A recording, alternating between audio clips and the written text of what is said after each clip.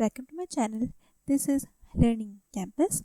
Today we are going to study about the topic preposition. So let's start.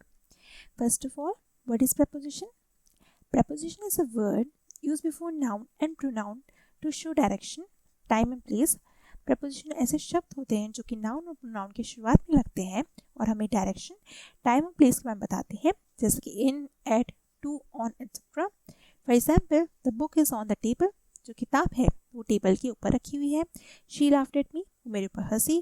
तो यहाँ पे on और eight जो है वो प्रीपोजिशन कहलाएंगे. Now let's discuss kinds of preposition.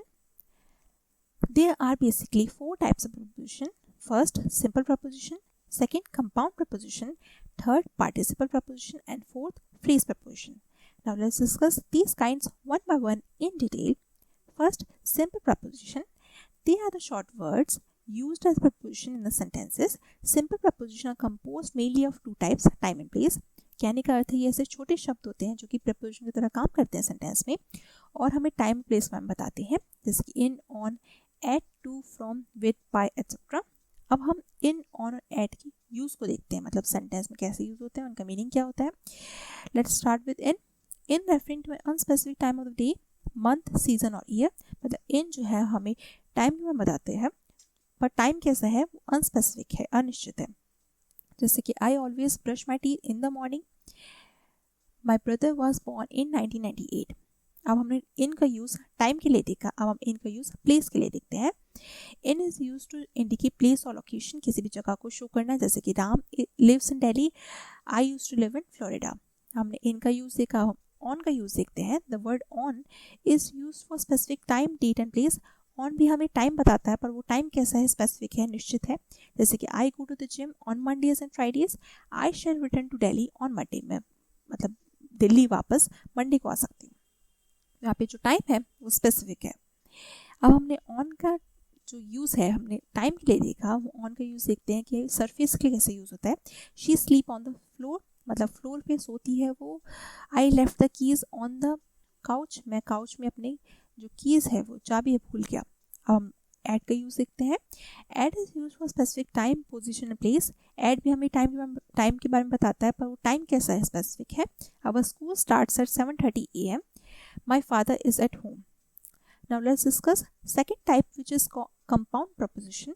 Compound prepositions, also known as complex prepositions, consist of two or more words that function as a single preposition. कहने का अर्थ है compound मतलब नाम से ही पता चल रहा है दो या दो से ज़्यादा शब्द जो कि single preposition की तरह काम करते हैं, जैसे कि about, across, among, between, beside, before, above, etc. अब हम among और between के बीच में डिफरेंस देखते हैं. among is used when you are dividing or choosing something or three or more people or things are involved. मतलब among तब use होता है जब हम किसी भी चीज़ को बांट रहे हैं तीन से ज़्यादा लोगों में, जैसे कि he lived among artists and writers. The ball was hidden among the leaves. अब हम between का यूज़ देखते हैं. between usually refers to something in the middle of two objects or things. मतलब किसी भी चीज़ को बांटना दो ऑब्जेक्ट के बीच में. Say they lived in New York between 1998 और 2004. Divide these apples between two sisters.